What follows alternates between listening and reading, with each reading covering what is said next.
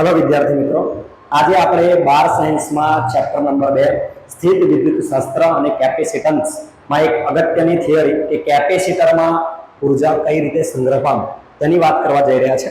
બરાબર, સૌપ્રથમ આપણે વાત કરીએ તો કેપેસિટર કોને કહેવાય। તો કેપેસિટર શું છે? તો કે કેપેસિટર એક એવી રચના છે કે જેની વચ્ચે એક અવાહક પદાર્થ મૂકેલો હોય કે જેને આપણે ડાઇલેક્ટ્રિક કહીએ છીએ। બરાબર, અને આજુબાજુ બે સુવાહક પ્લેટો હોય। આ રીતે બનતી રચનાને આપણે કેપેસિટર કહીએ છીએ। ઘરના ઘણા એવા વિદ્યુતીય ઉપકરણો હોય કે જેની અંદર આપણે કેપેસિટરનો યુઝ કરતા હોય છે। દાખલા તરીકે પંખો છે ને ઘણી બધી જગ્યાએ। બરાબર, તો હવે આ કેપેસિટરની કાર્યક્ષમતા કેટલી છે, એની અંદર કેટલી ઊર્જા સંગ્રહ પામે છે, એ થિયરીની આજે આપણે વાત કરવાની છે। સૌપ્રથમ જોઈએ તો જો મેં તમને આકૃતિ 1 અને આકૃતિ 2 બંને આકૃતિ ડ્રો કરીને આપેલી છે। તો સૌપ્રથમ આપણે વાત કરીએ ભાઈ કેપેસિટરમાં સંગ્રહિત ઊર્જા શોધવી હોય તો આ કેપેસિટર પર વિદ્યુત ભાર એકઠું કરવા માટે કેટલું કાર્ય કરવું પડે, આ શોધવું પડે। બરાબર, અને આ જ કાર્ય એ કેપેસિટરની વિદ્યુત ઊર્જા સ્વરૂપે સંગ્રહ પામે છે।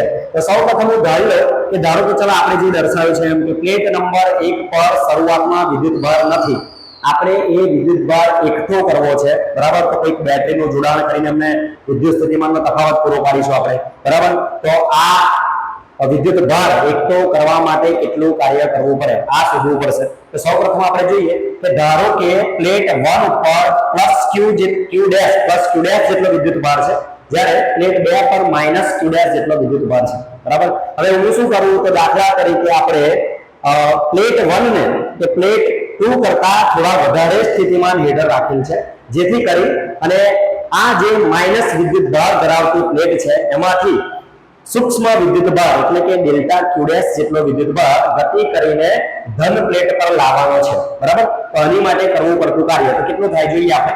ચલો, માટે સૂક્ષ્મ વિદ્યુત ભારને ગતિ કરાવવા માટે કરવું પડતું કાર્ય, એના માટે હું ડેલ્ટાની સંજ્ઞા વાપરીશ તો ડેલ્ટા w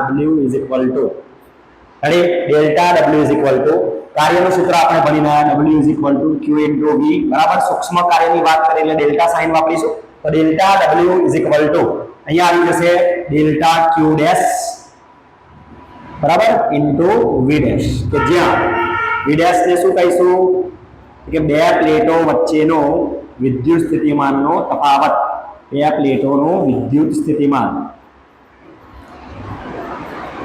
માનનો તફાવત। બરાબર, અને આ v ડેશ ની વેલ્યુ આપણે આગળ એક ઇક્વેશન ભણીને આવે છે v dash q dash divided by c। ચલો આ વેલ્યુઝ આમાં પુટ કરીએ તો delta w q dash by c into delta q dash.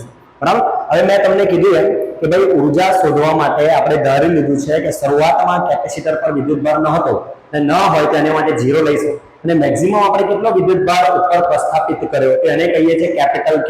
બરાબર, તો આવા સૂક્ષ્મ કાર્યનો આપણે સંકલન કરીને સરવાળો કરવો પડે। Limit 0 to capital Q delta w limit 0 to capital q dash divided by c into delta q dash. બરાબર છે, ચલો માટે સૂક્ષ્મ કાર્યનો આપણે 0 થી q સુધીનું જો સંકલન મેળવીએ તો બની જાય કેપિટલ W લખી નાખીએ। ચલો આ બાજુ કેપેસિટન્સ કે જે અચળ ભૌતિક રાશિ છે એને હું બહાર લઈ લઉં તો 1/c। બરાબર, અને q ડેશ નું જો આપણે સંકલન કરીએ તો બની જાય q ડેશ નો સ્ક્વેર અને એટલી જ ઘાત વડે ડિવાઇડ કરવો પડે। બરાબર છે, ચલો લિમિટ મૂકી દઈએ 0 થી કેપિટલ Q। આ q ને બહાર લઈ લઈએ તો 1/2c ઇન્ટુ બ્રેકેટ, ચલો એક વાર વેલ્યુઝ મૂકવાની છે q ની। બરાબર, 2 તો મેં બહાર લઈ લીધો, q ડેશ ની જગ્યાએ q પુટ કરીએ તો બની જાય q ડેશ નો સ્ક્વેર માઈનસ 0 નો સ્ક્વેર, q નો સ્ક્વેર। બરાબર છે, માટે ચલો અહીંયા q સ્ક્વેર જોડે જો 1 મલ્ટીપ્લાય થાય તો એનું એ જ રહેશે, ધેટ મીન્સ w આપણને મળશે q સ્ક્વેર ની છેદમાં 2c।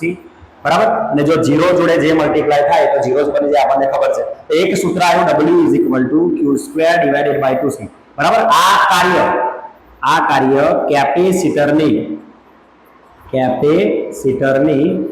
ઊર્જા સ્વરૂપે સંગ્રહ પામે છે, ઊર્જા સ્વરૂપે સંગ્રહ પામે છે।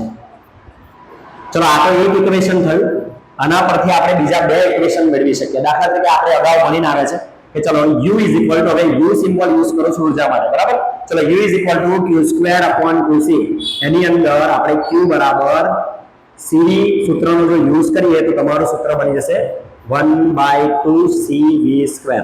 આવી ગયું ઇક્વેશન નંબર 2. બરાબર. ચલો ઇક્વેશન 3 ની વાત કરો આના પરથી. બે પરથી ત્રીજું લાવવું હોય તો બીજું એક આપણે ઇક્વેશન ભણીને આવ્યા કે C = Q / V.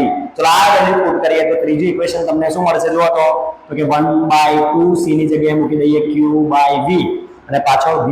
ચલો એક V કટ કરો. ત્રીજું તમારું ઇક્વેશન આવે છે QV / 2.